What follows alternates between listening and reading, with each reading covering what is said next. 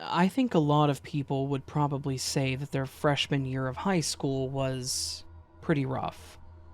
And I'm sure a lot of those people are right and had valid reasons as well. I'm definitely not one to say that they were just being dramatic because I, too, had a pretty bad freshman year. I didn't like to talk about it for the longest time because I had some pretty bad self-esteem issues as is, but I've healed and have become a lot nicer to myself since then. And also, I've come to understand that I also didn't deserve or warrant any of this, so I have no reason to blame myself. As my story goes, I was going to be a freshman at our local high school. New school, but it was the same school district, which meant that I would at least have friends there so that we could all be nervous and stressed together.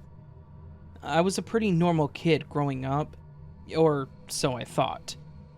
I was the oldest of four, so I was the first to go to high school. I wasn't outgoing, but I wasn't reclusive and shy either. I had a good amount of friends, and I did fine in school too. I always passed my classes with minimal issues. I hated math, but I got through it, and I turned in a minimal amount of homework late. I didn't stand out in class or make myself known either. I was just there. But then things went a bit different in high school.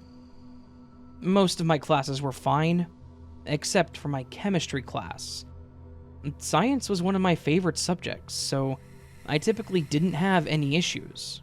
But chemistry, at least in depth as we went into this class, it seemed to be more of a challenge for me. Not to mention, the teacher did not help either. When I first started attending the class, I immediately got the feeling that Mr. Pendleton was going to be a hard-ass. He was very curt in his speaking. He didn't really joke around, and was always on a very specific schedule.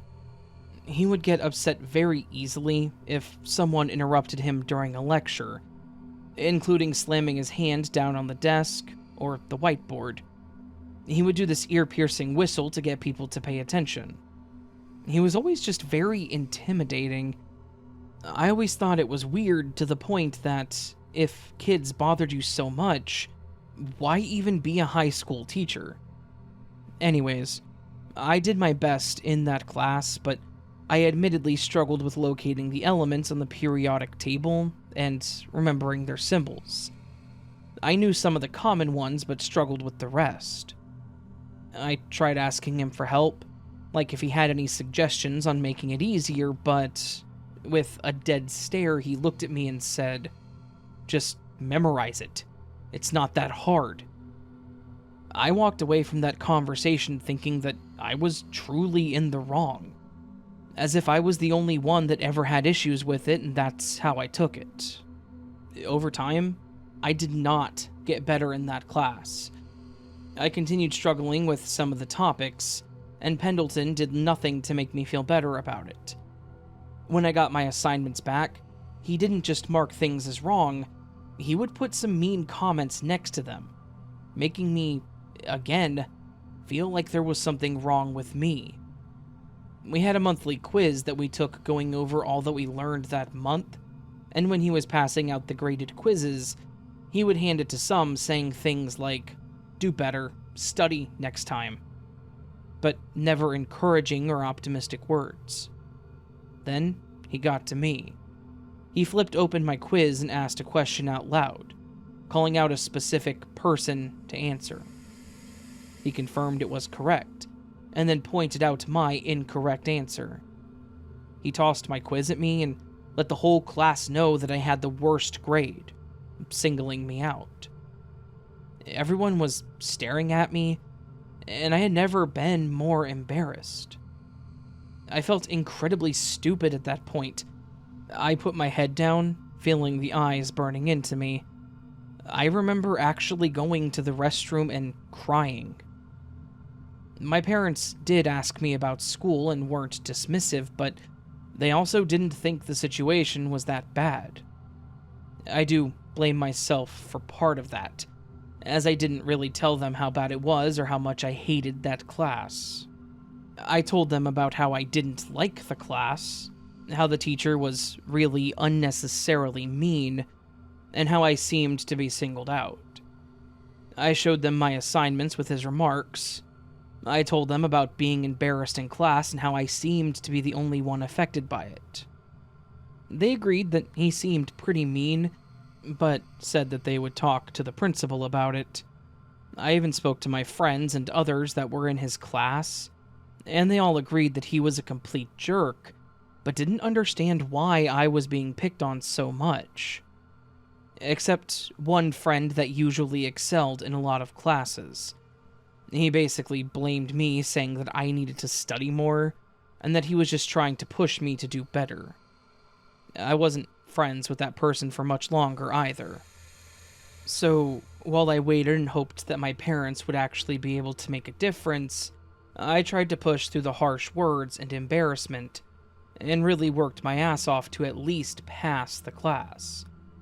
I had friends that helped and devoted a lot of time to get through it. But I did it. When we took our quarterly test, I passed it with a low B, and I was very proud of myself. Apparently, Pendleton was not impressed by this, though, as he slammed my test on the table and he made sure to ask out loud, "Did you copy off of X's test?" X being the person that sat next to me. And they looked at me funny too and actually started sitting somewhere else, so yeah. That didn't make me feel better either. He said because he couldn't believe that I miraculously got better overnight. I was pretty upset and quite frankly fed up with being treated like this, so I defensively told him no, and that I had studied more and he wasn't willing to help us. The room was silent, and the tension was thick, but I felt pretty good for saying it. Pendleton, however, was not amused, and told me that I needed to stay behind after class. I was not looking forward to that, and, in fact, I tried to blend in with everyone and leave at the same time, but he definitely noticed. He called me out with his booming voice, halting me in my tracks. I waited by the door, and once everyone left, he told me to go over to his desk. He then asked me why I told the principal that he was bullying me. I replied that I didn't say anything to the principal, which was true, and he yelled at me again, saying that I was lying. He said some other unpleasant things to me, but for some reason, I was just over all of it. And I yelled back at him that I had told my parents that he was being a jerk, and that he shouldn't be a teacher. He responded back by slamming me against the whiteboard, holding me by my shirt, and once again yelling some pretty hurtful things at me. I was honestly expecting him to try to hit or strangle me. His face was beet red. I could see the veins in his temple bulging out. I was terrified. Thankfully, Miss Stewart in the class attached to the right knocked and opened the door to see us in this position. I wish that she wouldn't have knocked because the knock was enough time for him to let go of me. But judging by the look on her face, she knew that something was wrong. I was in tears and I walked towards her to leave. She asked me if I was okay and I said no, and Pendleton just sat back down at his desk. I went to the nurse and asked her to call my parents, as I'd gotten sick, so she did. When my mom came to pick me up, I told her what happened, and she immediately took me back to the school and to the office. She went to talk to someone about it, and I just remember sitting there worried that Mr. Pendleton was going to show up in the office. After that day, my mom would take me to school after the second hour, which was when I had his class, and I just collected my work for those first 2 classes. Miss Stewart also reported what she saw, so I guess having a witness was what gave the principal, or whomever, the authority to suspend Mr. Pendleton. I was entirely relieved that he was gone, and I could tell that I wasn't the only one. The first couple of days without him were weird, but the sub definitely helped lighten the mood. By the end of it, though, we were all able to be less formal and actually had a little fun in the class. I still had a hard time turning in tests and assignments, fearing that I was going to be made fun of or called out, and that anxiety bled over into my other classes as well. My freshman year was very difficult, and I struggled with my self-image, as mentioned.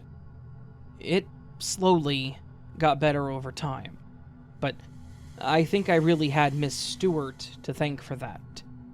She helped me build my confidence again and really assured me that it wasn't me, but Mr. Pendleton. She actually confided in me, saying that she had heard him shouting on many occasions and even at students from other and past classes, but that she had never seen him put his hands on any other student. I still wonder today if I was the only one, or if there were others that just were never caught or never said anything.